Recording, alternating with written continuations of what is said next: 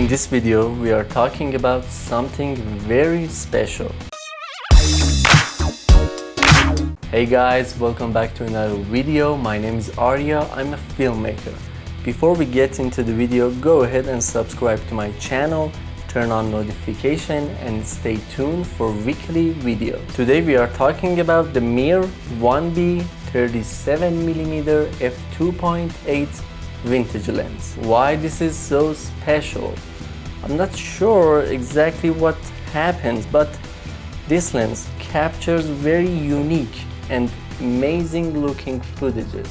Don't get me wrong, I love all vintage lenses, but this is different. Starting with specs. Focal length is 37mm in full frame cameras, and in Canon crop frame cameras it's about 60mm, which means in full frame cameras it's considered as a wide angle lens, and in crop frame cameras it's about normal. By the way, focal length number changes depends on the camera body. It's a fast lens, the maximum aperture of f2.8 and the minimum aperture of f16, and it's a 10 bladed aperture. The filter size is 49mm, which they didn't mention that on the lens itself. Again, the lens mount is M42, which obviously you need an adapter for it. Like I said before, M42 mounts are used for Russian lenses, and because there are so many Russian lenses out there,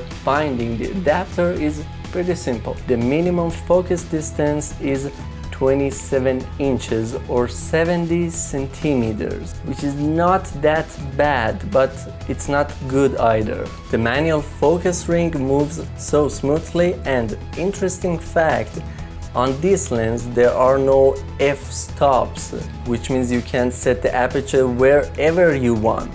This lens weighs about half a pound or 250 grams. It's not that heavy. This is a lens rear cap.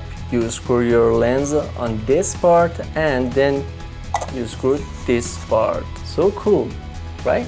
This lens actually comes with this cute antique looking box or something. By the way, I will show you some awesome B-roll using the Mir 1B 37mm f2.8 at the end of this video, so make sure you don't miss that. And now the quality. This vintage lens captures rich colors, good contrast, sharp images with its wide open aperture of f2.8, both for shooting photos and shooting videos. I even use this lens for client projects, photo and videos. I like shooting videos more than shooting photos in general, and I have to say, footage that comes out of this lens are so unique. Another cool thing, remember earlier I said f-stop? I'm not sure exactly what it's called on this lens, but in cinema lenses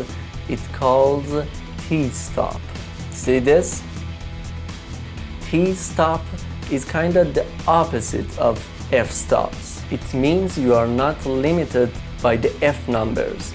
It becomes so handy when you are shooting videos. Let's say you want to shoot a video that starts in indoor and ends in outdoor in one take, and it's a daylight. You set your camera exposure for indoor, and when you are shooting in outdoor, your footage will be overexposed. So what can you do? You can adjust the aperture ring as you are shooting from indoor to outdoor. I hope you get what I just said. I'm sure you've seen this in many movies. Next time, pay attention. Alright, let's see. It's comparable with expensive digital lenses. Did I mention it's very cheap? You have to pay so much more on digital lenses with the same quality. And now the downsides. As always, all vintage lenses don't have IS. I mean image stabilization. Another thing, which is something very weird, I think this problem is with this lens that I have. I'm not sure all of them have this problem. When you are shooting with the widest aperture possible, your footage will be unacceptably soft. But when you are closing your aperture just a little bit, your footage instantly becomes sharp. I've never seen this problem in any lenses before. It's weird. Overall, it's very cheap, high quality, unique lens. Amazing for shooting photos, videos, and really good in low light. And now let's get into the awesome B-roll shooting with Mir 1B 37mm f2.8 vintage lens.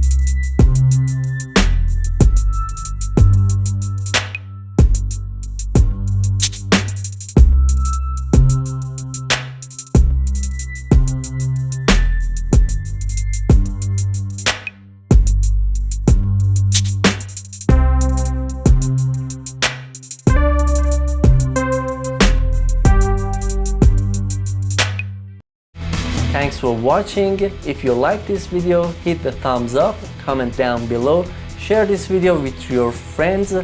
Don't forget to subscribe, and I will see you guys in the next one.